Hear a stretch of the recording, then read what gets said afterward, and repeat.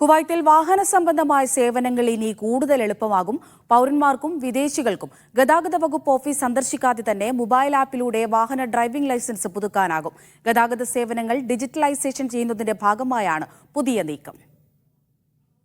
Driving ലൈസൻസും വാഹനരേഖകൾ പുതുക്കലും ഉടമസ്ഥാവകാശ കൈമാറ്റവും ഇന്നു മുതൽ ഇലക്ട്രോണിക് സേവനങ്ങൾക്കായുള്ള ഏകീകൃത സർക്കാർ ആപ്ലിക്കേഷനായ സഹൽ ആപ്പ് വഴി ലഭ്യമാകുമെന്ന് ആഭ്യന്തര മന്ത്രാലയം അറിയിച്ചു.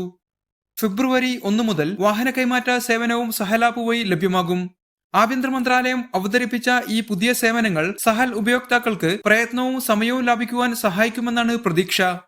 ആഭ്യന്തര മന്ത്രാലയത്തിലെ general department of information systems ആണ് സർക്കാർ സേവനങ്ങൾക്കായുള്ള സഹൽ ഏകജാലക ആപ്ലിക്കേഷനിൽ പുതിയ സേവനങ്ങൾ ഉൾപ്പെടുത്തിയത്. വിവിധ വകുപ്പുകളുമായി ഏകോപിപ്പിച്ചാണ് സേവനം ലഭ്യമാക്കുന്നത്.